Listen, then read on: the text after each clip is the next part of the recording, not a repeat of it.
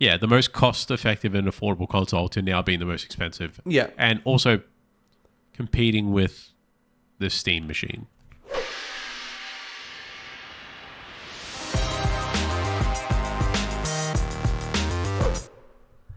Hello and welcome back to Dodge, Parry and Roll, your fortnightly Australian independent video game and existential crisis show. I am your host for today, Josh Vinnie, joined by the blurred one. You back on the blur, Vinny? Yep. How are you? Back on the blur. I'm good. Better than you, once again. 2 for 2. Sounding better. That is true. How you doing? I'm okay. We were talking about earlier that I've got a little bit of a cough, which is fine. But Yeah. it is ironic. I went back. I just happened to do this because I was doing some looking at some thumbnails and things like that. I've been sick or have had really bad hay fever. You've been sick a lot this year. A lot. Yeah. Yeah. Since this podcast, you've been sick. Yeah, a lot more than I've ever been sick, I would say, consistently. I blame the kids. I also blame your kids, yeah. Look, you don't have kids unless you can blame them for certain things, right? Yeah, the first 100%. thing you blame them on, and it's funny because this is not what happened. So Vinny and I were supposed to catch up with our partners, and I've obviously got this cough. Jordan's been coughing, and he's only 2 months old. So we're like, I don't know if it's the best idea we take him out to a restaurant and things like that. So we had to postpone. But in other circumstances, the kids are a great excuse to get out of things.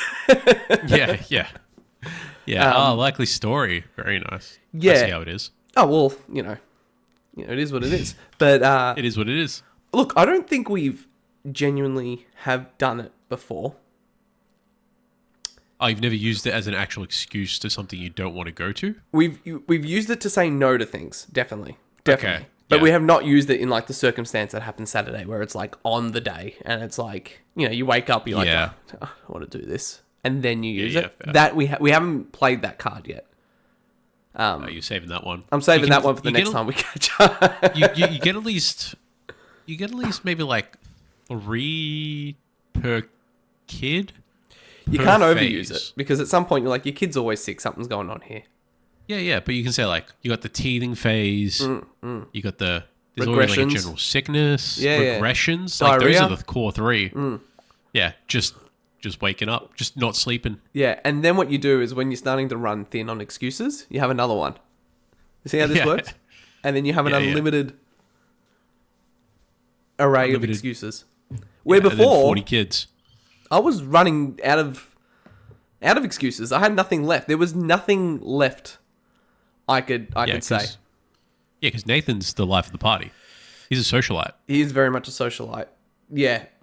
Speaking of Nathan, he's done this. He's at a point where I think we're ready to start potty training in. Okay. And What he's shit on now? no, he just starts stripping down to his takes his nappy off, and he's done this in the middle of the street. He's done it twice. Middle of the street. Yeah. He takes after his dad. Okay. But yeah, he's just. I think he's ready to enter the next phase. Yeah, that's fair. So I've got to look forward to pissing on the walls and He's pooping the hand and then smearing the hand on the wall. he's done that before. yeah, when that's he was, a great one. I think I don't know if I've showed you the photo. There's a photo of it. He was still in the cot and he decided to rip You have shown me this. Yep. rip the I've seen nappy this off photo. and just must have taken. Explode. Yeah, it was disgusting. But this I've is seen that photo. this is a video game podcast apparently. But Vinny, besides me reneging out of a lovely luncheon, how have you been? What's been going on? Oh, dude. I had a nice relaxing weekend. Saw some friends. All things Obviously not considered. you, other friends.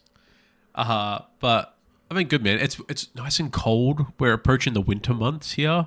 So this is my perfect. I got my Ugg boots on, just gaming, rugging up. My girlfriend. We're chilling. We're watching Supernatural right now.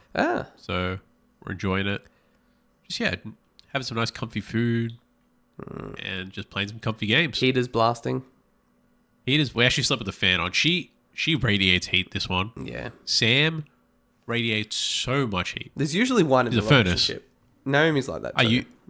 Okay, yeah. But I Normally also I've- run hot. Like, so we're both hot. So, like, she's a furnace but likes to be cuddled. I'm not a furnace, but I like to be cool, if that makes sense. So it doesn't work. So she's like trying to be like, oh, come here. And you're like, "Get the fuck away from me. I'm trying to sleep."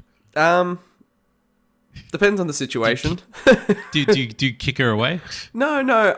Look, this is going to be another weird Joshism, right? Yeah, Joshism. Yeah. I would go insane sleeping next to someone if they simply did this. And for the audio listeners, I've just put my finger on my arm. If someone was to touch me, right, and just keep it there, I wouldn't be able to ignore it. Right? Okay. So what I'm saying is, like, during the night, I can't be touched. Like, when I'm in sleeping mode, I can't be touched to the point where if the sheets are too tight around my toes, not going to happen. I'm kicking those things. Okay. I'm flip-flopping all over the place. I agree with this, by the way, because Sam will roll over and be like, she's talking about, we call it disturbing our peace. That's the term we've coined. You've got a lot of terms. You're coining a lot over there. Yeah. It's a fun relationship, man. Yeah. I quite enjoy it. But yeah, we call it disturbing our peace. And Disturbing the peace. I am the same because I can't, like, I'm a light sleeper. So sometimes she sleeps with the TV on. I have to have like an eye mask when I stay at hers and like earplugs in. But if she'll roll over and she'll be like, she'll just like want like a quick cuddle, I'll be like, I'm up. You've ruined it. Yeah. My sleep, peace officially disturbed. It's all over. A cuddle only happens pre-sleep, right? Like, you can't cuddle mid-sleep. Like, I would hate if someone was to try to cuddle me. Like, they woke up and they're like, oh, I need a cuddle. Like, bad luck. You're lost. Like, you missed your quota. Cutoff time was 10:30. Yeah. I made a move. You said no. Don't come now. Don't come now. It was like, Don't come. This morning. So this morning, she stayed over and I do this thing where I have a bottle of water before bed and I'll be up peeing all night. Yeah, no. Because terrible. I have an 85-year-old bladder. And Small bladder. He's got a small bladder. Yep, that's it. And when I went back to bed one of the times, I kind of woke her up. Like, didn't mean to. But then she immediately like went for the cuddle. And I'm like, this isn't cuddling time. My brain's like, I gave her a cuddle, of course. And you know what? She's going to hear this too, because she's that one fan who listens to our actual podcast. Yeah. She's going to be like, my brain's like, this wasn't cuddling time for me. Vinny's like, don't touch me. I've called her a sicko with the TV being on. No, we love Sam. Great relationship. Happy to be here. Happy to be here. That's good. It's important. It's happy to be there at all points. You know, it's going to have ups and downs. There's going to be little bickers. Yeah. We all bicker. We all bicker. I mean, Naomi, there's got to be times that she's wanted to kill me. I know that. Yeah, for sure. Yeah. I'm not easy. I know you're not easy. You're a difficult man. I'm a very difficult person. You're quite particular, and I am also quite particular. So I know I'm also a handful at times. Yeah. You know what? A lot of my particularism is time related, I've noticed. She hates and I get it, because it's like, she also has no time, and I'm whinging that there is no time constantly. Yeah. And when you're at a point in your life where it's like, my aspirations for career growth, I really couldn't care. Like, at the end of my secondment, there is a chance that I'll be in a new role. I'm hoping to have more money, but it might be a step down in terms of who I'm reporting to, just based on how they could, you know, get me into this role at the pay that I need, like all those different things, right? And they broke it to me as if I would be offended by it, and I'm like, as long as it's a permanent role and you're paying me at least more than, like, they bumped me up for the secondment, so if I can get more, I'd be happy, even if it was the same salary, whatever. Yeah. You think I'm offended? Who I'm reporting to? I don't even report into the person I report into. Like, come on now. Let's not be silly. Sorry, I'm just trying to choke. Yeah, okay. I'm good. Oh, well. You good? Winter's settling in. But Vinny, I wanted to, before we talk at the games we've been playing, I just want to bring up something that is technically something we would talk about post the games we've been playing, but I feel like it's so important. We should talk about it now. I think I know what you're going to bring up. I sent you earlier this week a rumor. Yep. A leak, a rumor that resulted in a few leaks, I guess, technically. And that was for a potential of Uncharted returning. Naughty Dog's Uncharted. Probably, I was thinking about this, the most impactful video game I've ever played. For you, yeah. For me. You got it tattooed. My son's name, Nathan. And it's not because, like, I think Uncharted's not my favorite game ever. It's not the best game ever. I love it dearly. But I think it's the game series that just awoken something in me. I've always been a fan of games. Always. Always been a fan of PlayStation. But there was something that was a bit of like how Xbox fans have Halo, right? Like a bit of a rally cry for the console. PS3 had a little, as you know, Vinny, little tough launch. Yeah. $5.99, $1,000 in Australia. Spoke about that last week. Check it out on our channel. And Uncharted was like launched in 2007. I was in year 7, so start of high school, and was like mind blown by this game. Like my little brain, like Nathan Drake's t-shirt gets wet when he goes in water. This is, the next game from the Jack and Daxter and Crash Bandicoot guys. Insane. Absolutely. And the rumor is come off, the rumor's kind of been there dwindling for a very long time, right? But it kind of kicked off in February where Sean Esque, who was the director of Uncharted, Lost Legacy. Golden Abyss. Lost Legacy, not Golden Abyss. Lost Legacy. Lost Legacy. Golden Abyss is the Sony Ben Vita game. Lost Legacy, which is the spin-off set after Uncharted 4 that launched, I believe, a year after Uncharted 4. Really great. You're playing as Chloe and oof. Not a great character to forget. Anyway, you're playing not as Nathan Drake, so it's set after Uncharted 4, but was for, I only ever played it actually once, but I really enjoyed it. Maybe you can fact check me on who the other character is. It's on the tip of my tongue. Tip of my tongue. Nadine. Who we got? Nadine. It took me a while to get there. Nadine Ross. Yeah.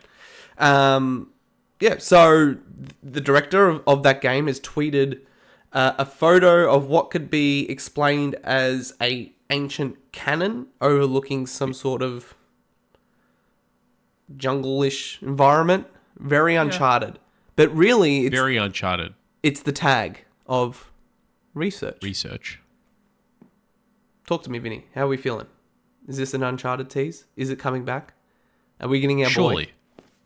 I think we're getting Nathan back.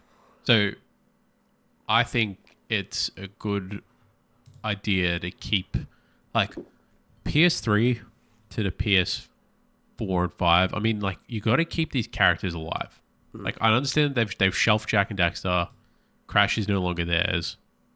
Like, keep your mascots alive for your franchises, like for your console. And Nathan Drake was essentially the console mascot for PS3. Yeah, he needs to stay alive. Yeah, the only thing they've done, which at the time I liked, now I'm like, they've kind of written themselves in a bit of a corner, technically. Yeah, because it kind of ended it with Uncharted 4. That, and because it was such a, like, Naughty Dog's, so realistic, they aged him up. Like some video games, it's like, Lara Croft, you've gone on how many of these things and you still look the same? Like, Nathan Drake continuously got older, and they got to I'm not going to spoil the end of Uncharted 4, but it's literally been 10 years this year. But he did get older, right? And you don't always want to see your heroes get old. You know what I mean? Yeah.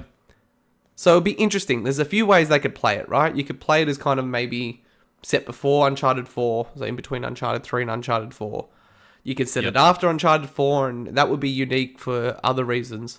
You're going to give him the Indiana Jones, Harrison Ford treatment where he can't do anything, and then... My hope,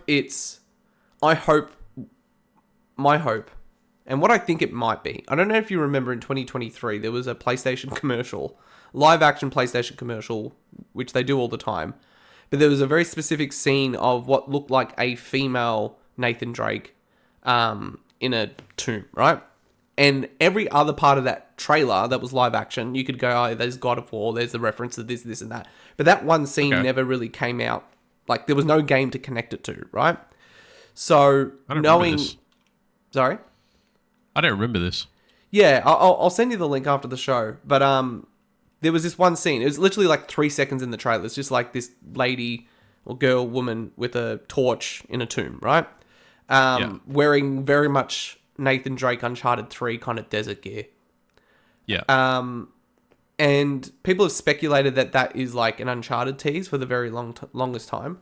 And then there was a post from Tom Henderson that reported that Naughty Dog was starting development on Uncharted 5 before the pandemic, which would line up with why it was teased in 2023. Interesting that it's taken so long. Perhaps has gone through some changes since then. But essentially, that would mean Naughty Dog's developing Intergalactic, has an Uncharted project in development, and potentially even has a third game in pre-production being Last of Us Part 3. So that makes me very happy. But Uncharted coming back would be so special. It's time. It's been 10 years. And PS4. Yeah. No PS5 port. Yeah. I mean, no PS5. Yeah. So the Nathan Drake, the port to PS5. But really, 10 years is a long time. Bring him back. Yeah. Bring him back. Fuck, that is so long. Yeah. Think like if you keep him Ratchet and Clank alive as Sony, you can keep Nathan Drake alive. Yeah. Yeah. And I don't think he needs to play. So here's my idea for Uncharted 5. I think you do go with post Uncharted 4. So you can imagine what I'm suggesting is happening. But very similar to Uncharted 3, where you have that moment where you play as younger Drake. Mm-hmm. I think you do that again. And this character gets in trouble. Maybe she is retreading something that Nathan Drake failed to do. Here's an idea. So she discovers something in his journal. Oh, here we go. Oh, this is a good one. This is a good pitch. Discovers something in Nathan Drake's journal, right? About a lost treasure that he failed to secure with Sully or whatever. And the game follows the character retreading that trail, trying to prove herself to her dad, who's being a little protective, right? He's being a little protective. She gets herself in some... she works with Sam, right? Sully's a little too old at this point. Sam? Yeah.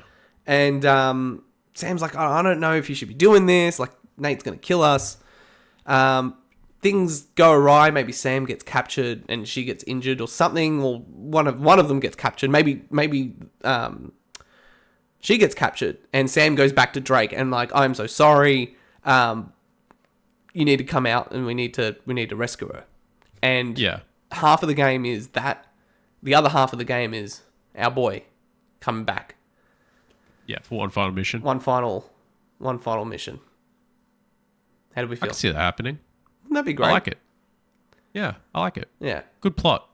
Solid plot. Neil Druckmann. Like also using his... Yeah, true. Like using his entire backstory, using that journal he is so fond of that has been featured in previous games. And he can't... Like, he was a treasure hunter and a finder, like, between these games, you know what I mean? Like, we haven't seen every instance of Nathan Drake. So, yeah, there could be instances where he's tried and failed. There could be instances where he's, like origin stories of different parts of his life that we just haven't seen before. Yeah. And, yeah, a failed mission, I'm sure he's had a couple. Yeah. Oh, man. So excited. Make it Atlantis. Love an Atlantis story. Yeah. Well, so we've had El Dorado. We've had... Yeah. We've had Aztec Maya. We've had... what would you call Uncharted 2 then? Well, yeah, that's kind of the... With the Chintamonte statue? Yeah. Yeah, that's like... That's Aztec. Uncharted 1 is just a rail shooter. I can't remember. That's El Dorado. That's El Dorado, yeah, with the... I remember the first time you see the, like, creature enemies in that game. Again, spooked me. You know, didn't see it coming. Anyway. Yeah. All right. What have we been playing? Vinny, it's been another fortnight of video games. We could probably keep this short looking at the list of things that we've got here, unless you've got anything specific you wanted to shout out. Talk about? No, so yeah, Sam and I'm literally, other than, my usual League of Legends, Hades. Yep. Still not hate, but Pokemon Silver. But I'm playing Skyward Sword. I'm about 19 to 20 hours in now. Yeah. Clicking. And from what I've seen, it's clicking. Still not a fan of the controls. The whole, once again, playing it on the Switch version, so it's finding it a little bit hard to. The game was definitely optimized for the Wii. I mean, with the motion control being the swinging motion of the Wii remote, the sword, and it instead of being a thumbstick, and we're playing it now on the Pro controller, and Sam's thumbstick has drift. Yeah. So Link's like it's funny because like she was, I was trying to pick up bombs and store them in my bomb pouch. But every time you move the stick, the sword comes out. Like he just whips out his sword. Yeah. Otherwise, it's always stocked. And then Sam's like telling me, she's like, "Why do you always have your sword out?" I'm like, "I keep putting it away and it keeps coming out." She's like, she thought I was an actual idiot. She thought I was an idiot. I'm like, "Is that your sword, or are you just excited to see me?" Yeah. I was like, I had the controller up. I'm like, "Look, I'm not touching it," and then it would just be like, "Ching, ching." She's like, "Oh." I'm like, "Yes." She's like, "I thought you were just, bit of a nong. yeah, bit of a nong." But yeah, other than that, having a good time with it. It's good fun. The puzzling is a lot easier than Ocarina of Time and Majora's Mask, but it's definitely a fun game. I'm keen. I'm actually really enjoying the fact that I've never played these games before, and I'm going through them with someone who has a lot of joy for them because it's making me really appreciate Zelda. Yeah. Because I've really played, other than Minish Cap, Twilight Princess, Wind Waker, I never played the originals, which is I think Ocarina, Majora's. And yeah, like stuff like Skyward Sword are just quite interesting. They're in that weird in-between phase of Zelda before, it was the one before Breath of the Wild. Yeah. Is the last 3D Zelda game before Breath of the Wild. So it's quite interesting to see. Because nothing came out on this Wii U. No. There was technically Breath of the Wild, right? Because that was a launch. Yeah, true. And that's that did the Twilight Princess thing with the GameCube / Wii. There was that trailer, Wii U. remember, for Legend of Zelda, where it was just like, it looked like a more serious... It looked very good. Yeah, and I think Link's fighting a giant spider. That eventuated into nothing. Very Twilight Princess kind of design. It was very Twilight Princess inspired, yeah. But, the rumors led to believed we should be seeing our dear friend Link this year. Yeah. So... Yeah, and I'm keen for that Ocarina of Time remake. Me too. I just want to know how they're going to style it. Because... I can see it looking like Skyward Sword. Like that style. Yeah, obviously 4K and... Yeah. Yeah, update, really nice high resolution. It's supposed to be really... yeah, I want to see it in the cartoony style of... I don't want to see the hyperrealism of any kind of Zelda. I think Twilight Princess is the darkest one. The closest you want. But even that's got a toon shading. Yeah, I love the toon shading. Yeah. I saw someone... Went a deep dive on YouTube and I saw everyone being like, which kind of style would you like to see Ocarina of Time to look like? Hyperrealism, this and that. And I landed on the thing that I really enjoyed was based on the original concept art of the game.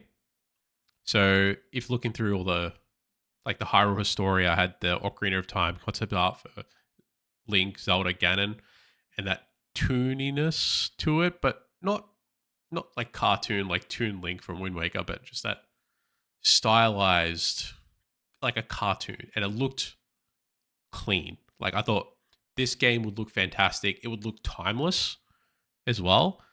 And that's one thing people got to realize about hyper-realism graphics is that they could be good for their time. I feel like now we're at this day and age now where good games look good and will always look forever good. We've hit that peak, but we're not going on the days of playing a PS2 game, be like, wow, this looks so real, and then 15 years later, it looks like garbage. Yeah. But, Wind Waker is a 22, 23-year-old game at this point. Because of its stylized, cel-shaded graphics, it still looks phenomenal. And you could, yeah. So I'd like to see it in that same kind of style. Well, not its own style, cell shaded, timeless style. Not to do that hyper realism graphics. It doesn't need it. Yeah, I agree. Zelda can be what it needs to be. Yeah. But yeah, what are you playing? Still Crimson Desert.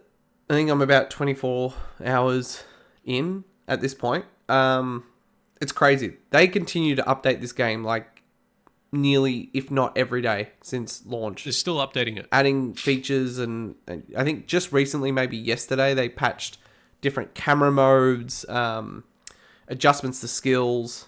Like it's crazy. I'm enjoying the game, but I think very similar to what I said at the start. I like it more than I did at the start, definitely. And again, if I was 15, 16 years old with nothing else to do, I would fall in love with this game. A lot of people are loving just the experience of it all, which I agree, because I had some really cool moments where it was like, I'm just going to stop doing missions and I'm just going to go explore some of the map. And then I discovered a pirate ship in the middle of the ocean, went there. There was like this weird enemy type, defeated these enemies. I got this really cool fish helmet that every time I get hit, if I dodge, like stream of water would burst out of the ground. I found a pirate hat that lights up when I'm near treasure. Things like that, where it's just like, I'm just going to go off and do things and explore and make my own adventure. You're Skyriming it, yes. essentially. And a lot of people are comparing the experience to playing this game to Skyrim, in terms of just natural discoverability. And, go to do one thing, you get sidetracked by another. So I think all that is great. But I, to my core, am driven by either a compelling story or a compelling reason. Like Elden Ring doesn't have a compelling... It may have a compelling story for those who know what's going on, but there's a compelling reason to do whatever it is you're doing in that game, right? To become the Elden Lord. Where with Crimson Desert, like, because the story is so nonsensical and so, like... I think the voice actor of... I keep saying Cliff. Had to push Pearl Abyss to kind of make the story somewhat coherent, because they were like... He's like... I'm reading these lines, it doesn't even make sense. Like, the character's not growing or changing. It just kind of happens. And I think that is the one thing that's holding me back. I feel like if this game had a compelling narrative, even if it was a slow drip over that 100 hours, but had this compelling reason, you cared about the characters, you cared about the villains or whatever, it would really be something different. Because I think it perfectly combines the experience that you get from an MMO in terms of existing in a world and subsystems on systems and things like that, with the advantages of not being an MMO in terms of, like, sure, you might need I wouldn't say you need to grind in this game, but you might, like, if you choose to farm certain things to get more power and all that, you can. But as much as I'm enjoying myself, because it doesn't have that, the moment something else launches that has that, like Pragmata or Saros or whatever, I think I would be comfortable enough to move on and still be happy with the time I spent with it and not feel like it was a waste of time. But, I've seen people put in hundreds, 200 hours into this game, and it's like crazy stuff, right? Like, I've seen on Twitter just like some guys riding around on a wolf mount, some guys having a massive boss fight with a dragon. I've seen jetpacks. I've seen, like, just wild stuff, right? So I don't... Yeah, it's not like I don't diss the game. It's more... I mean, who cares if I did, right? Like, people are a little defensive over this game, but it's more like, I get it. I'm enjoying myself. Yeah. The right person, the right time would love it. The narrative... I still go back to the narrative not being where I think it could be. But yeah. And that's okay. Yeah. People have two minds about it. Like, people say... Like, I think when it comes to playing a really intensive 100-hour game, I need a story to get me through those 100 hours. Like, I'm not... If I played Persona and didn't enjoy the story, I would not be putting those 100-something hours into a Persona game. The story is what drives that narrative, and that's because the gameplay is so static. But this is the different thing. Opposite. Where it's Elder Scrolls style, where it's the gameplay is so vast that the story doesn't need to be there. But Yeah. there's no sweet spot where it's like The Witcher 3, which is like a little bit like everything's so vast, but the story is phenomenal. Yeah, exactly. I think that's what it's missing. Like, even if the story wasn't great, but the writing was compelling and the characters were compelling. Yeah, fuck. Cliff. I mean, look, I can't even remember his name. Right? He's just he's fine. Generic but everyone else character B. is like. The weirdest thing this game does is at the very start of the game, you get separated from your group, and the game's kind of about bringing your group back together. There's the group of the Grey Mains. You know these characters for like the first 20 minutes of the game, and then they get dispersed. And then you don't see them again for hours. And then it's like you do these missions where you like find them and like, hey, we're alive and blah, blah, blah, blah, blah. There's no moment like, oh my God, like I missed this guy, or, you know, I built this relationship. And not only that, the weirdest thing this game does is at the start of the game, your character gets killed, right? Like, it's no secret. And then he's revived and he's like this chosen one. Not referenced, not mentioned. He doesn't ask, why am I alive? No one, he walks around with a giant like scar on his neck where the villain sliced his throat. Not in 24 hours, no one has said, nor has he said, how am I still alive? What was that? Why am I back? Nothing. Wild. Like, that could set up the entire narrative for a story in itself. Like, the entire mission. Like, you think of Solo Leveling. You've watched Solo Leveling, Parts haven't of you? it, yeah. Yeah, the whole start where he's like about to die and he's like, you want to be reborn? Yeah. And then he's like trying to figure, his whole mission is, why am I leveling up when everyone else can't? Why am I seeing things that no one else sees? How am I even alive? Like, what is this world? Yeah, and Cliff it'd be a great mystery in itself. Yeah, and Cliff has some of that stuff where he's like accessing this like other world called the Abyss and is able to travel between the two. No one seems to. He doesn't even seem to care. You know, that's wild. It's wild. Yeah, it's the one thing that's like, how did you not think that this was in like? Anyway,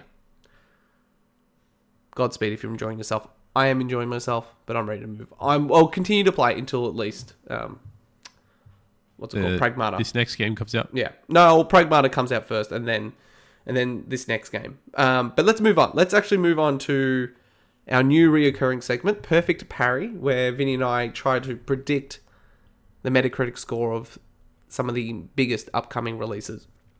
You know, obviously we're a fortnightly show, so we're tracking these fortnightly. The idea is at the end of the year, when we do our Game of the Year episode, the loser is going to be dressed as a clown. At least from the head up, right? Wig, nose, maybe some makeup. Yeah. I think we do the makeup. I think the makeup's fun. All right. Sam or Naomi will have fun setting us up. We'll just buy a little clown. And we're not, to reference it, we do the show as per normal. Yep. No jokes. I get it. So, the way it works, Vinny and I both predict the Metacritic score of an upcoming game. And if we predict the score to the T. To the T? To the T. To the T. You don't need to understand what that means, really.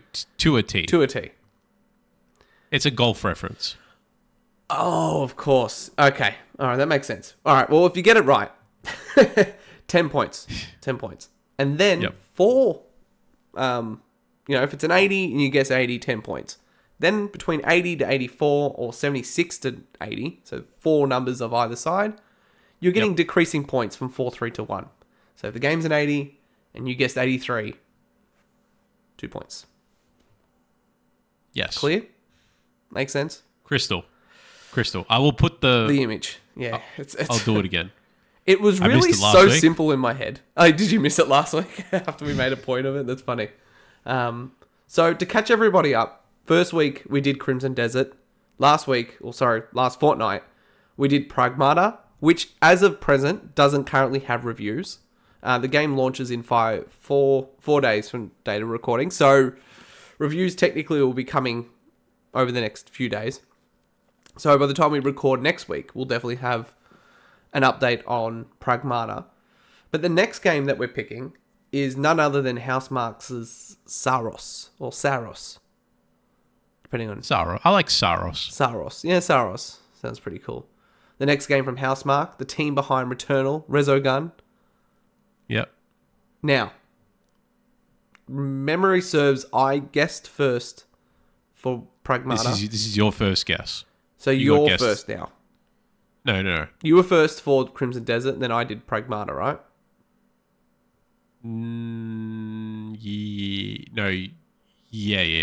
Yeah. So I'm first. Yeah. Nice try. Okay. So Saros. Yep. Vibe check. Were you a big fan of Returnal? I didn't finish Returnal. I played a little bit of it. I only borrowed a copy.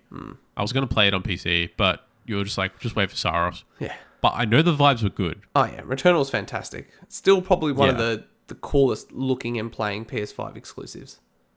Okay. In terms of this isn't just another sequel to a PS4 game. Yeah. Yeah. Roguelikes back then were still like kind of new and interesting too, by the way. And see, this is the thing where it's like the roguelikes are almost not saturated, but it's been done. So I'm kind of thinking about, is this going to review better or worse than Returnal? Because new and exciting versus now X amount of years down the track now, towards the end of the life of the PS5. And how's it going to review? But I'm going to guess... I'm going to give it I reckon it's going to do well. I reckon it's going to be a great game. So, and I will pick this one up. I'm going to guess an 84. Good pick. 84. All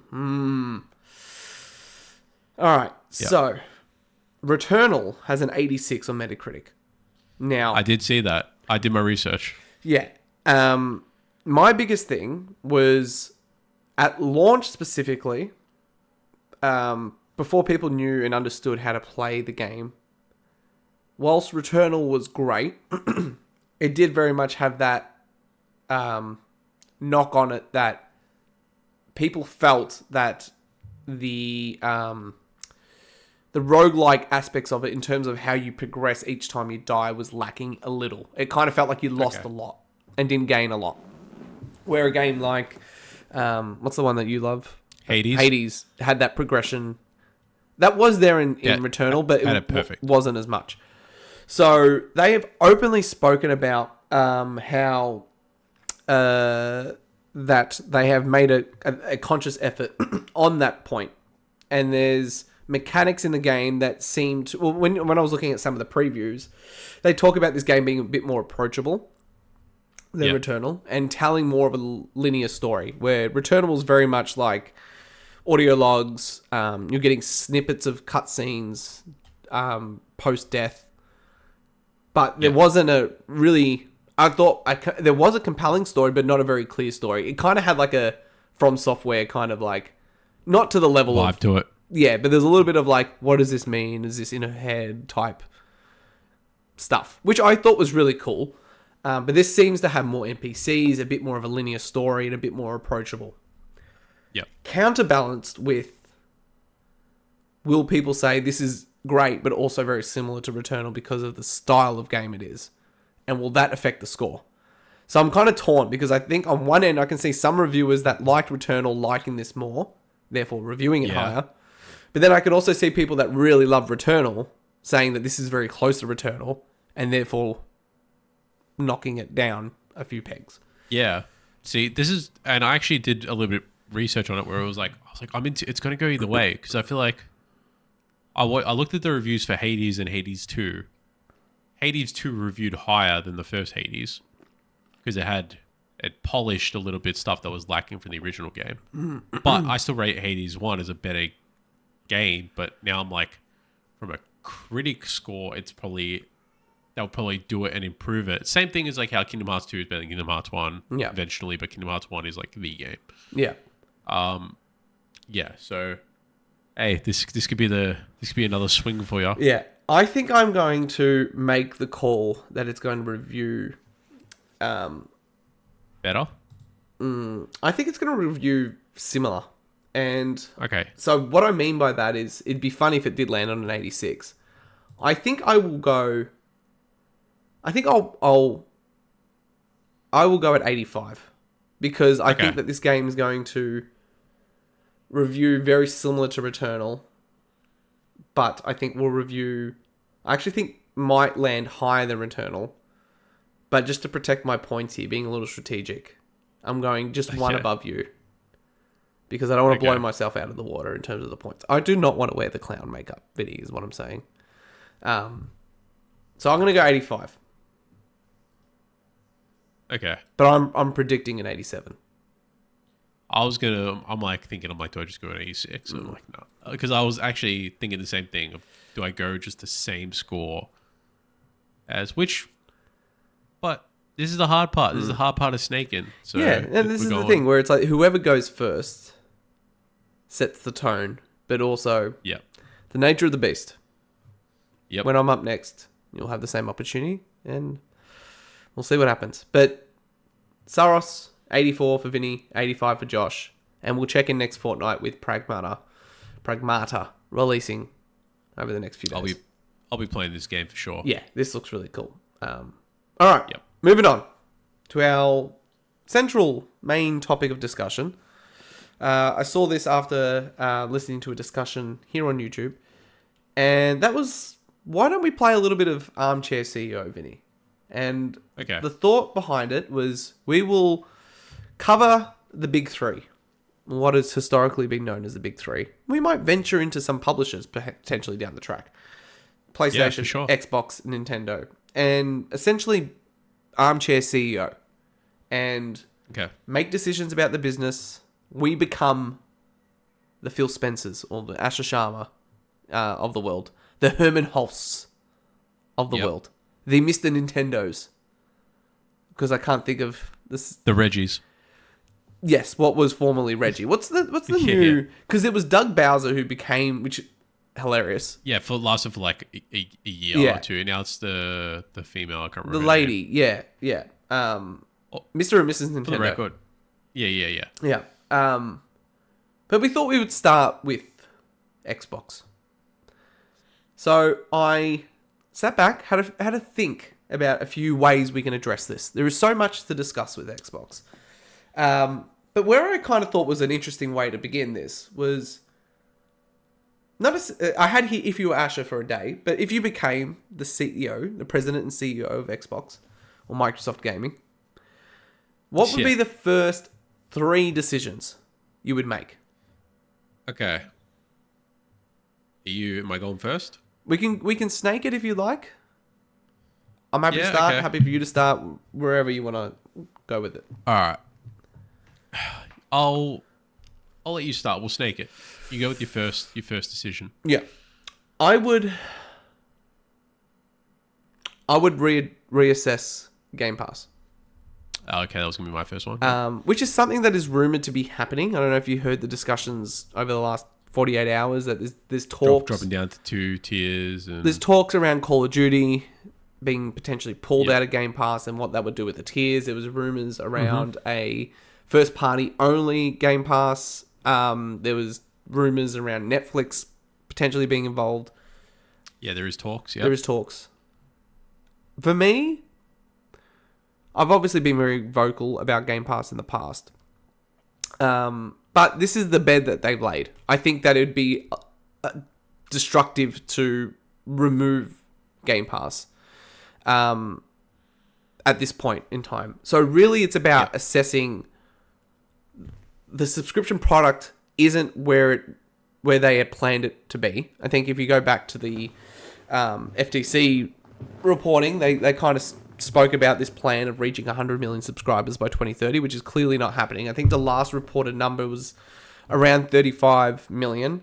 And that was before the price hikes and also once they included Xbox Gold, right, into what became Game Pass Core. Game Pass, Essential. console and PC. Yeah, well, in terms of Game Pass Core, which is the console version, right? Obviously, PC players don't pay for Xbox Live. So when I think about a decision and some changes to Game Pass, there's a few things I would do. The Game Pass name is obviously very much embedded, so you're not going to really want to try to change the name of the service. But you could, right? You think of what PlayStation Plus did with PlayStation Now, and it's kind of similar to what Xbox did with Games with Gold and Xbox Live Gold and Game Pass itself, and kind of combined it. So I think you keep the Game Pass naming. Game Pass is a good word. Yeah, it's a good phrase.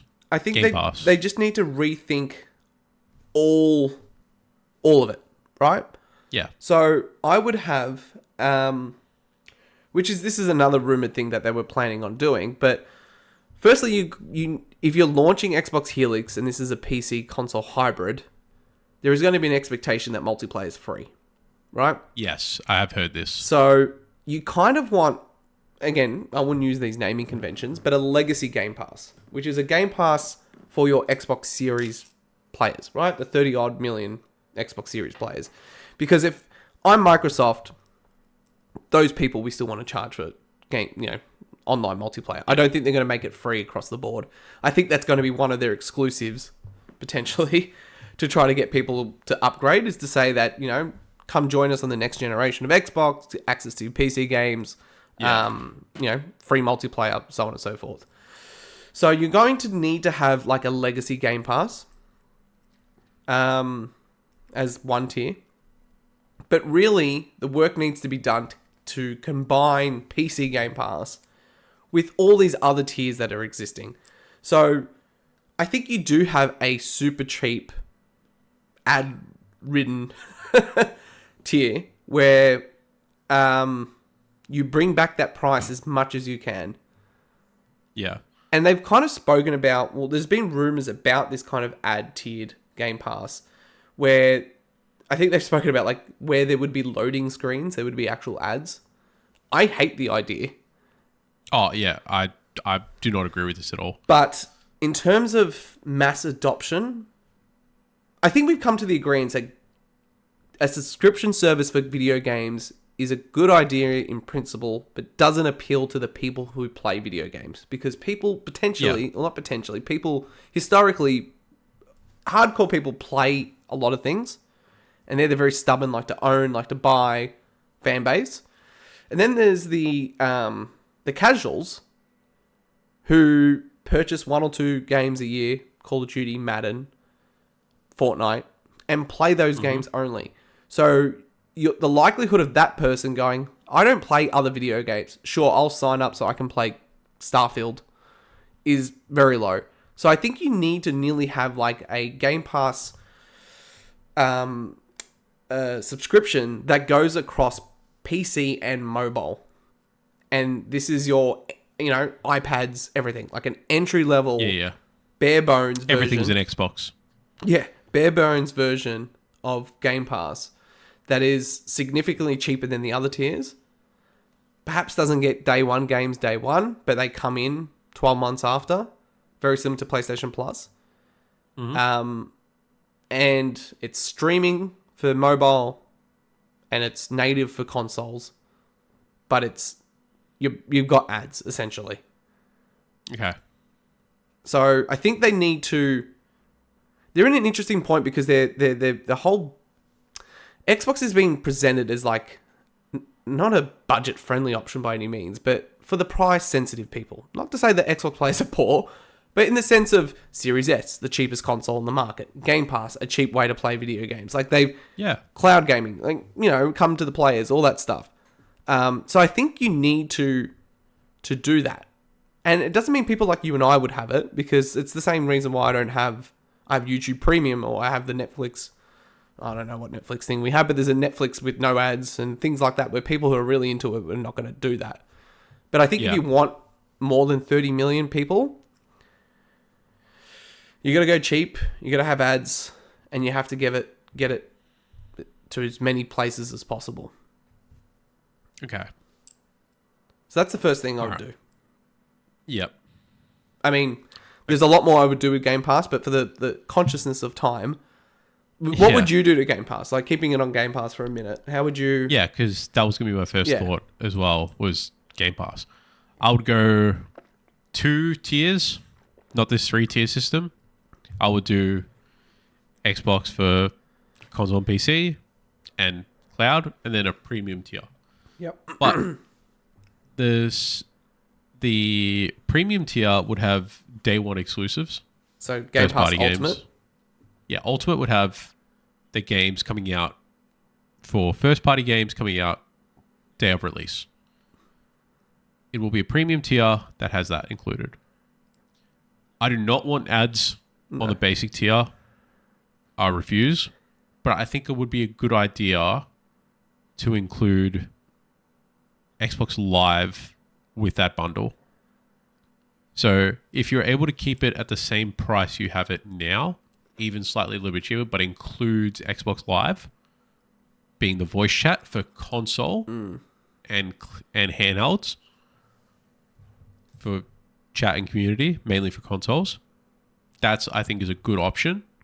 And then having the premium tier at the price it is now by having day dot exclusives. And you just got to split them in that sense. It needs to be concise. Be like, this is a definitive edition. This is a premium edition. Yeah.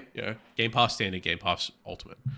It needs to be 2 tiers. The illusion. It's like the coffee cup theory. Have you heard about this? No. You have small, medium. A lot of places now have taken away small. The word medium. Oh. They've taken away. It goes regular to large. Yes, I have seen this. Yeah. So people are most likely not going to get small. They'll go to the regular or large. You give them away. You take away the idea of small. They might actually skip straight to large because it sounds like the second biggest option. Yeah. Without breaking the bank. So going just 2 tiers, calling one like Game Pass, fucking Supreme, Game Pass Ultimate. You know what I mean? Cool. And having 2 tiers, not giving them a third choice. It's the illusion of choice because they'll probably will go up a tier. Yeah, I think I agree with that because the way I'm seeing it is like this legacy Game Pass, which is the one for Series X and S, would only ever appear on those consoles. So like, it's not going to appear as an option for Helix and PC. So essentially, It becomes like, in my mind, I think 2 is the right number. But I don't want ads. Yeah, see, for me, I think for it to work, Game Pass naturally, you're not going to get a price decrease, right? Whether Call of Duty goes out of it, it is what it is now. Things don't go down in price, right? You might get a period of time where they discount Game Pass or whatever.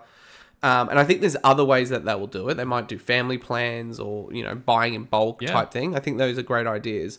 So I don't think there's too much more you could do to Ultimate, right? It's already got cloud. It's already got day one games. If you pull Call of Duty out of it, you better hope that you're adding other stuff to it because even people who don't play Call of Duty will be upset. You don't need it. You think about the quote unquote the term enshittification of items. Like they will strip back features and charge a higher rate. Yeah. Or people just strip it and not be like, well, it's already $30 a month now. Like they'll be like, hey, in order to keep prices down, we had to take away this first party game. We have to take away Call of Duty. You know what? What about this? How about this? What about?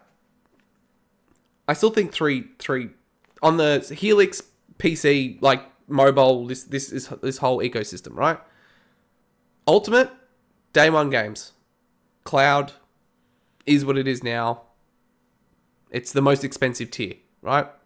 The hardcore will sign up to it. The others won't, as it is today. What about a Game Pass tier under that? Again, giving the illusion of choice, but really pushing into Ultimate, given that also has like third-party first, day and date games and a whole bunch of other perks. But what about a tier that is just Xbox focused?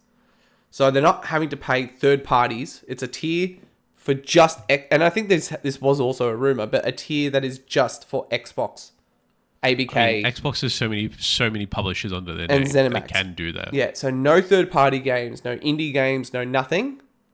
Game Pass Ultimate, $30 a month as is, right? Gets you everything, plus third party games, cloud, whatever. A tier at $20 a month, so cheaper. That is just Xbox, their stuff. Still day and date. Maybe Call of Duty isn't in there though. Day and date for everything but Call of Duty. That stays to Ultimate. But that's Yep. it. So when you go in there, you've got your back catalog, you've got your older, if you want to go play Doom, whatever, like that's all there.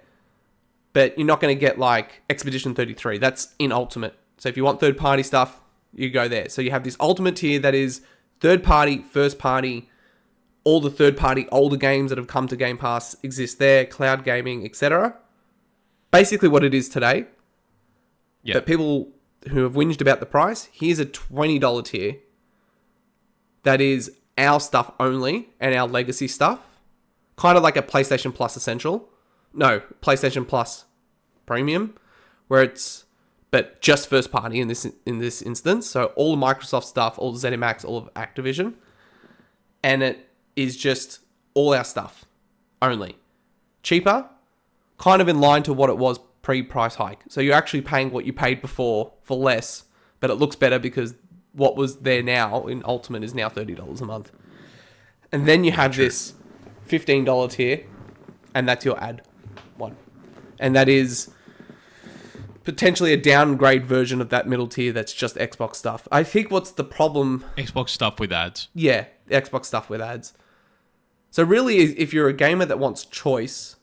So as like someone like me would probably be interested again in a world where I was using Xbox or PC to go, I'll just sign up. I think this middle tier, right? This Xbox tier sounds great because I don't want all the third-party games. I'll pick the ones that I want. But for $20 a month, right? If Xbox is launching, say, 5-6 games a year, plus all their legacy stuff, yeah, maybe I'll pay it. Yeah. Yeah.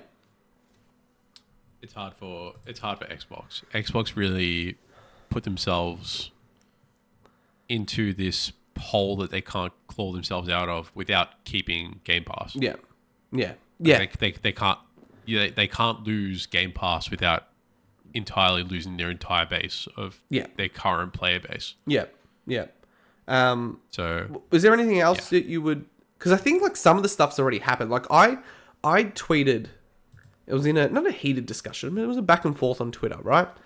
And it was around Ash's comments around the return to Xbox and what that could mean. And obviously people thought that meant exclusives and things like that. And I said at the time, I see a successful path forward for Xbox. Ash's job should be to bring back Xbox in terms of reputation. It shouldn't be the butt of every joke. Instead, Xbox should be an economic, viable ecosystem, taking advantage of Windows and being the world's biggest third-party publisher. So the stuff that I would have suggested, she's actually already started doing. Fixing achievements, getting rid of this is an Xbox campaign, focusing back in on the console. For the purpose of not outselling PlayStation.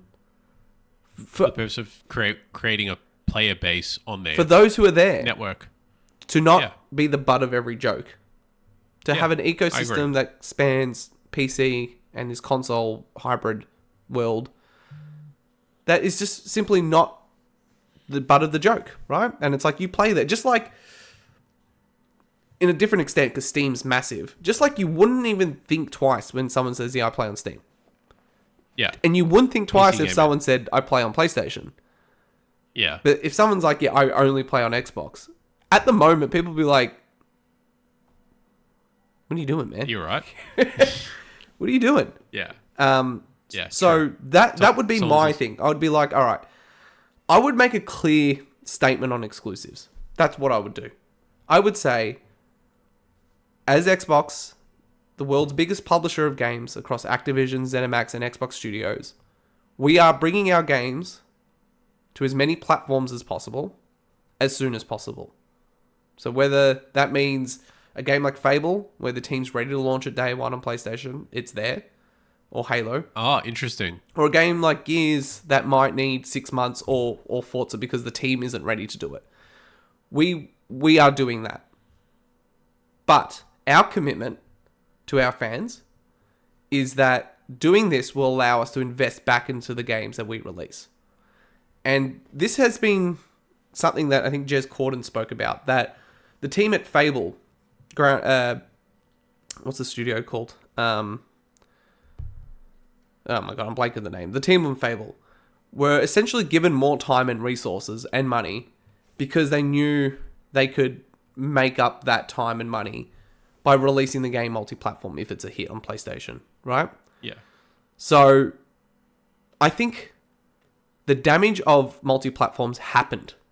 There isn't any changing that. There is no further damage to clarifying it. There is damage if you do that without solidifying your base and say, look, while we are doing this, we are committed to console. We're committed to Xbox being the best ecosystem, the best place to play our games. We're committed to Game Pass. And set the record straight. We are the biggest publisher in the world, and we're going to use those. We're going to use the sales of those games on other platforms to make better games for you, the Xbox fan. And let's remember, there is probably 5% of the Xbox user base, just as there's a 5% probably on the PlayStation base, that know what a first-party game is and care. Yeah. Average consumer, no idea. That's what I would do. Because if you don't, and you're going to bring these games to PlayStation anyway, which is clear is happening, you're just suck the oxygen out the room. Make the conversation, it's over. Why have this hanging over your head every time a game's announced? First question, is it coming to PlayStation? No, everything's coming to PlayStation. But play it on Xbox, you get Play Anywhere, so you can play it on PC, you can play it on your ROG Ally, you can download it on your console. You can get it in Game Pass. We've made, changes to achievements. We've done all these cool different things with Microsoft points. The best place to play our games is Xbox. Yeah, the optimization is there for the Xbox. See, I am in two minds about it. Because we're in the same point where, we say, games sell the best in the first 3 to 6 months of their release. So if I was a CEO, am I going timed exclusive for the Xbox to be on, for the games to get released on other platforms other than Xbox? Because it can be that sense where it's like, hey, then you have the Game Pass Ultimate be like, hey, it's going to get released day dot on Xbox One. Oh, sorry, on Xbox. Xbox One. God, with that DRM. It's going to get released day dot on Xbox with the Ultimate tier. With all those features. So you're saying release it timed exclusive? Is that what you're saying? Release it time exclusive. Release it time exclusive on the PlayStation and other consoles after 6 months to a year, but have it released day dot on the Ultimate tier with everything you're saying. Advertise the best place to play is an Xbox. We have this feature. We have all these optimizations, cloud gaming, cross save, like anything. Yeah, play anywhere, stream it anywhere. But we will bring it to the PS5. We might have better stuff come out then, and then do you really want to wait that long for a game such as Fabled or a new Fallout or something where it's like they're hard hitters, at least a new Forza, like hard hitting games like that. People want to play those. Like I'm having friends who are spending the money for a PS5 Pro because they want to play GTA 5. Like they're spending the money now because they know that's going to be the best time to play GTA 6 on release. Because it's not coming to PC immediately. It's not coming to Xbox immediately. It's coming to PS5 immediately. People like having that kind of having that power, like having that much power over the anticipation of a game. That's like, I got to get an Xbox or I got to get Game Pass. Yeah. Because I want to play this game on day one. And you can do the same thing. What you said, you can have the Xbox tier, Game Pass Ultimate, highest tier. People have PCs. Yeah. I think people have mobile devices that they can still play it on. It's still in our ecosystem. Yeah. It just won't. Or you can buy it later, physically or digitally on other platforms later. buy it on Steam 6 months later, buy it on PS5 6 months later. I'd say a year would be a good turnaround because we see Sony's pulling back on their first like single player exclusive, no longer porting them to PC. So there's clearly people have said, hey, doesn't really prove to be that beneficial for us. Maybe because Sony already is is the console king right now. Yeah.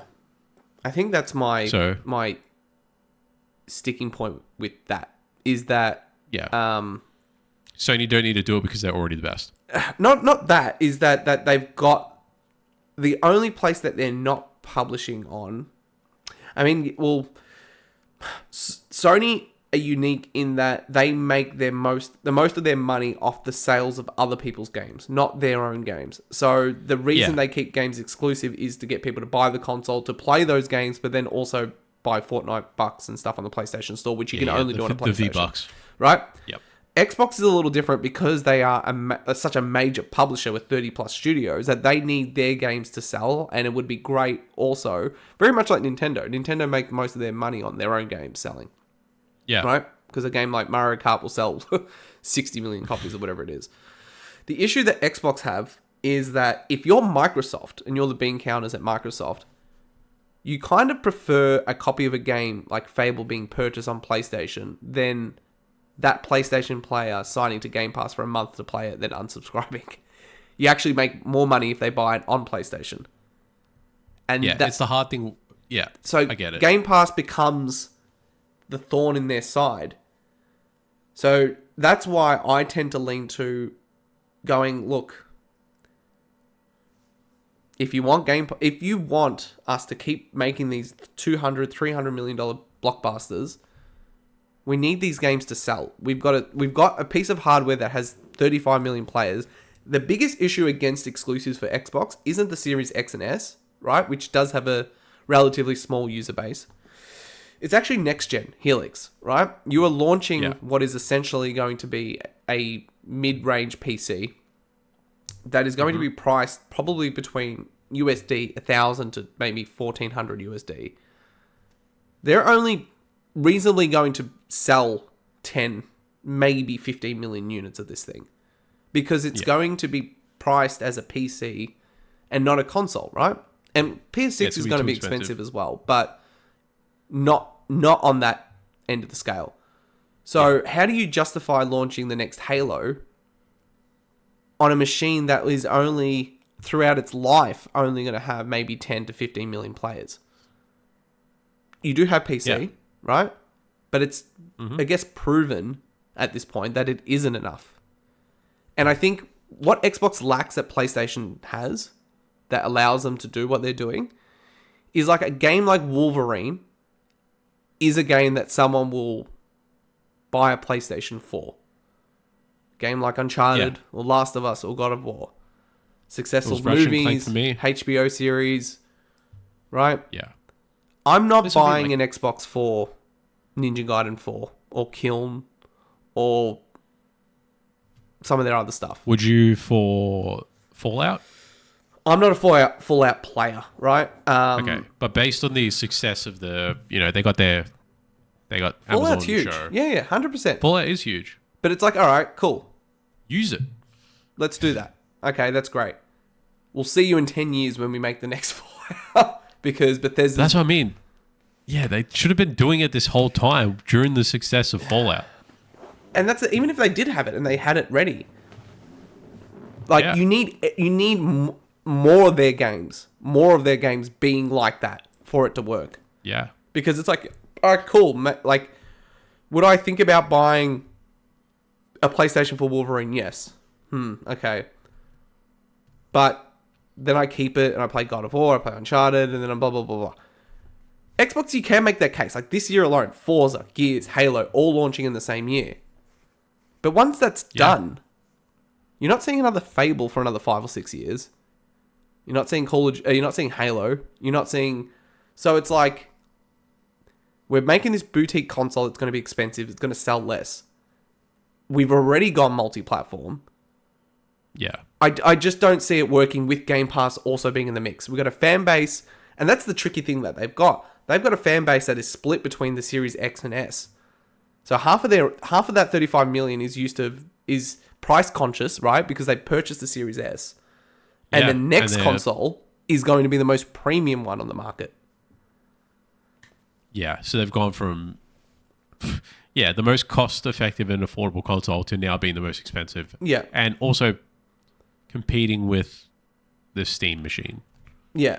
For price. So now you're in that sense as well, where it's like, if I'm getting essentially a dual boot PC console, or a PC that's also mid-range.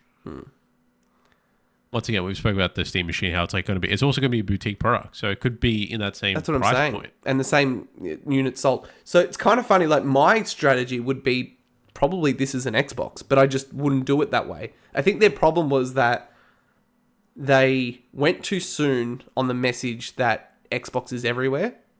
At a point in time that they weren't fully multi-platform. At a point in time that Xbox wasn't truly everywhere. It needs to, instead of Xbox is everywhere, you don't need a console to play Xbox. You can play Xbox anywhere. It should have been, Xbox is the best way to play our stuff. And with Xbox, you get this, this, and this. Play anywhere. Game Pass. Cloud gaming. Blah, blah, blah, blah, blah. You know, whatever. Backwards compatibility. All these things that PlayStation don't have.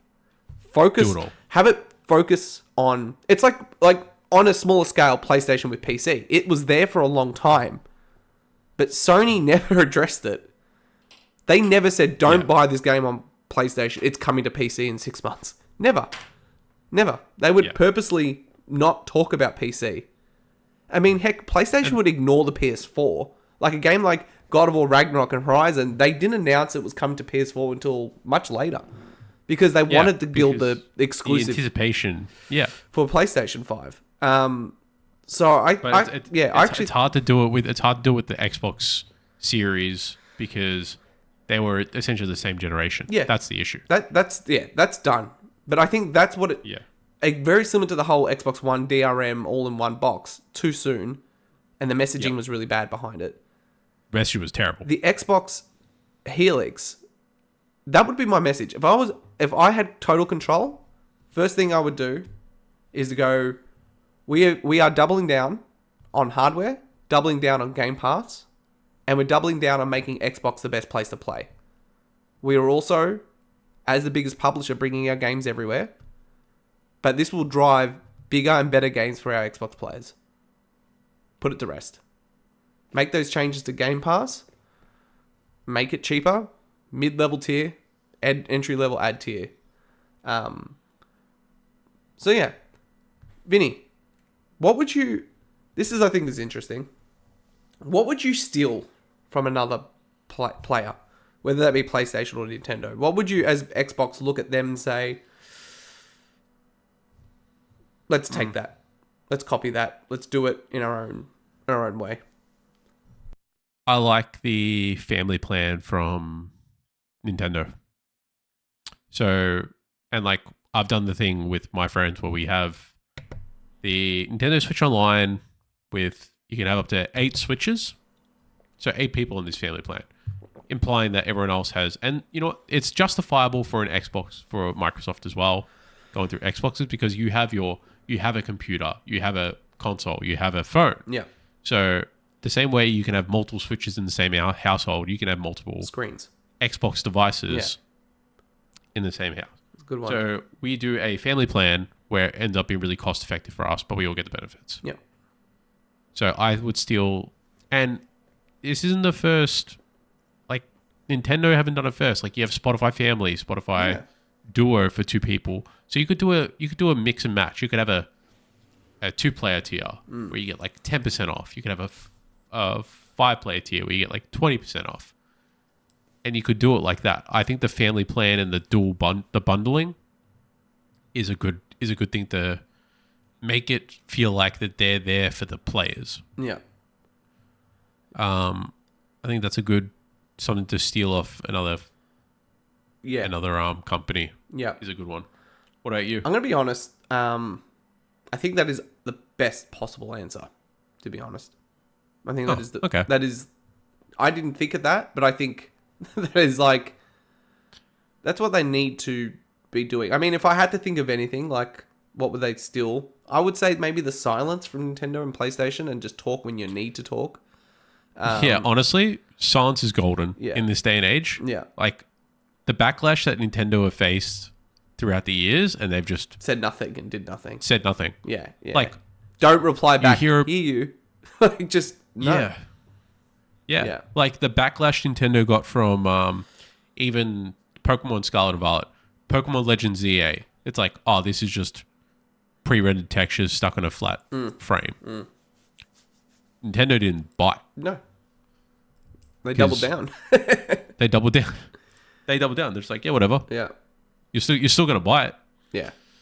Exactly. Yeah. Yeah. So I think the combination of the silence, talk when you need to, and I think the family plan's a really good idea. And I think it just plays into subscription services and services in general. Yeah. On the opposite. That's probably. Go. I was gonna say that's probably one thing you can take away with the ultimate tier. You could, the high tier. You could bump it up, but you get an additional profile kind of thing. Yeah. Add family plans into the ultimate tier. 100%. Yeah. And I think, I actually, not to like our own ideas, I think it simplifies it. 2 tiers or 3 tiers, Game Pass, whatever, entry level, mid range. Yeah. Just our stuff. Ultimate, more expensive, Call of Duty, all our games, third-party stuff, cloud. But by 12 months, here's a discount. Here's a family plan. Connect up to 3 devices or whatever. Family plan only available with the higher tier, though. Only available with Ultimate. Yeah. So then the people that were whinging, like, who just want Xbox's stuff, that middle tier is for you. But they want to add as much into Ultimate. Yeah, I like that, personally. Probably wouldn't subscribe to any because I'm done with subscription services, man. I'm done. YouTube Premium, Dude, Spotify, that's it. Oh. We've got others, but my wife uses it. If it was up to me, I wouldn't have anything but YouTube Premium. And maybe Amazon, because we use Amazon. Oh, have you watched this little tangent? The Boys? Have you watching it? It's on the docket. We're actually watching season 2 of Gen V. So we'll finish that and then go back to The Boys. Okay, fair enough. And Invincible if you're not watching that, because that's fucking amazing. Yeah, finish season 1. I need to rewatch. Yeah. Oh, yeah. All right. The opposite, Vinny, as we wrap up. What does Xbox do currently that we think is better than the other players? Okay. Hard thing to say, but I think their tactic of mass exposure in that sense, I think is very good. But I don't want, I don't think I'm trying to actually find the words to figure out if I like anything that Xbox has done in the last, 5 years. Because I'm not a subscription-based person. I don't like Game Pass. I thought it was good at first, but I did the thing where I bought it for the month that I needed it to play. Yeah. Playing Clair Obscure, playing random games like Tunic. I think they got rid of that, by the way. The old cancel, get a refund. I think they've stopped doing that, which they should have done a long time ago because I was taking advantage of that. Exactly. So I'm trying to think of what I do like from them. No, that's fair. I've got diversity of games. I think their portfolio is pretty diverse. You got games like Kiln, which is like a multiplayer pot game. And you've got Xbox published games out of Japan, like Ninja Gaiden, which wouldn't have happened if it wasn't for Xbox's input. You got first person shooters in Halo and Call of Duty. You got Forza Racing. You've got Fable. They kind of Western. That's a good point. Yeah, Western they RPGs. Got the most diverse. They got the most diverse games for sure. Yeah, there's no Sad Dad or strong independent type. Or something that's extremely cartoony, you know what I mean? Which is most of Nintendo. Yeah, I mean they've lost a little bit of that, especially with Hi-Fi Rush and that team, Toys for Bob, all that. But they still technically own Spyro, Call of Duty, Spyro, Crash. This cold, man. I sound so congested. It's terrible, isn't it? Yeah, just a little. You know, Sony's gonna bring back Knack. Where's Knack 3? I just want Sly. And we'll save the conversation for Sony because I just want Sly Cooper. But I'll be happy if I get Uncharted, so I'm not going to whinge too much. Yeah. But Vinny, that has been Armchair CEO for Xbox. How are you feeling? Anything you want to touch on as we wrap up this fortnight's episode? No, I think we've already spoken about it in a past episode, but like thinking about what Xbox has done well, I'm thinking about their biggest mistake, and that we know what their biggest mistake was. It was that Xbox One showcase. Yeah. That is the tipping point of, and I'm pretty sure I wouldn't see any other mistake being as influential as that E3 reveal. I would say that and the Xbox Activision acquisition.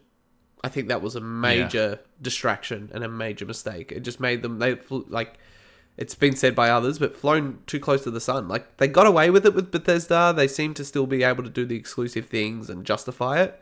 But as soon as you go near Activision, and that beast, I think they just got distracted and lost their way with it all. So, yeah, 100%. Yeah. Yeah, it's a good point. All right, Vinny. Yeah, I got nothing. I got nothing. I've had enough of you people. Time to go. But thank you all for joining this fortnight's episode of Dodge, Parry, and Roll. Again, if you found us here on YouTube, subscribe. But let us know in the comments, what would you do if you're the Xbox CEO? You've got a week. I'm giving you a week. What would you do in a week? What would you change? What would you keep? What would you burn to the ground? Yeah. Those are the 3 questions.